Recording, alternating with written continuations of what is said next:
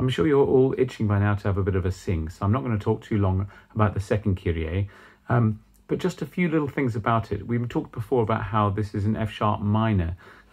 We've worked our way up from B minor in the first movement to D major. Now we've reached F sharp minor. So we've outlined this chord, the 3 notes of the chord of the B minor Mass.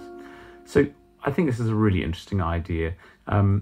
If you had to choose 3 notes that were more unexplained, then you can't really go further than this. If you think of this period of music, on their own, they make no sense whatsoever. That's great fun, I think. He's kind of presenting a problem which he's going to then solve over the next few pages. So when the basses have it, first of all, it's harmonized like this.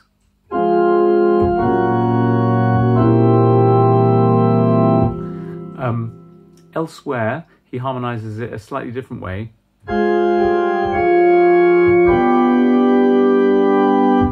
Which is a similar way. When the altos come in, it's in the middle of a kind of transitional passage anyway, so it's a bit more complicated.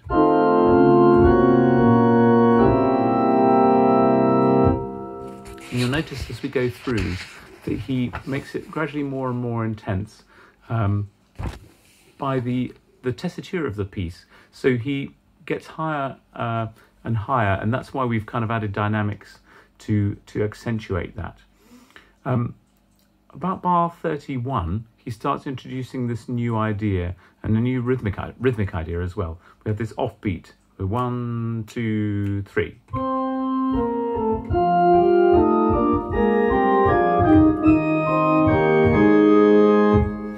Which kind of brings that section to a close.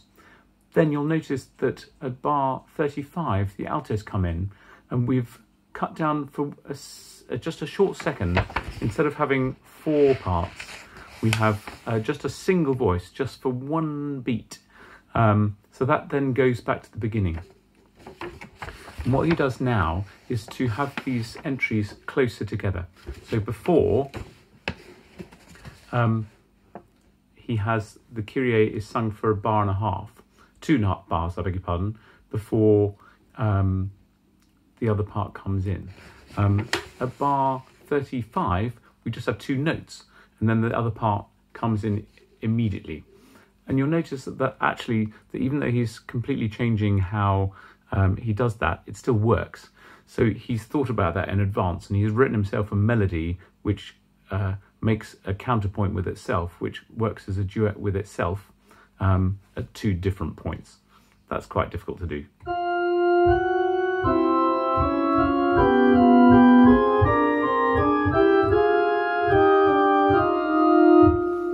So the voices working in pairs, as they did, we noticed in the Kyrie, the first Kyrie. So bar 40, we have then the sopranos followed immediately by the basses.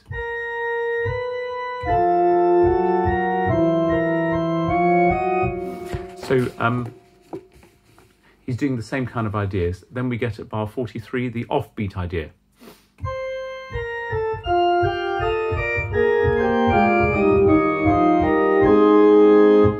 And that's kind of heralding the beginning of the end of the movement. That idea comes more and more frequently until we have at bar 51, the highest moment in terms of the tessitura, how high the notes are from the soprano parts, who have the top A. Oh, did that wrong. Which again shows that we're kind of getting towards the end. And he just lets this movement subside rather beautifully, rather than ending loudly. I love the way he brings the kind of, again, the tessitura, how high the music is. It actually ends relatively low, so there's a feeling of kind of calmness when he finishes. And you'll notice that he does what's called a tierce de Picardy at the end. That's another technical term for you. Basically, it means that a piece that's in the minor just ends in the major even though the whole piece has been in the minor, it ends in a slightly more optimistic fashion. So you maybe get the slight feeling that the Lord have mercy prayer has maybe been answered. So it finishes, he could have finished it.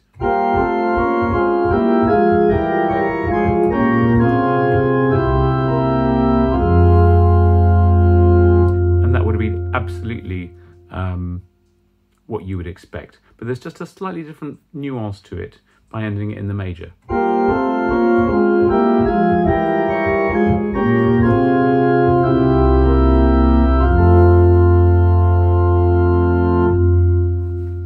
So anyway, have a good sing along to this. It's the same recording we used last week from the proms in 2012. Hope you've enjoyed this. Next week we'll talk about the Gloria. See you then.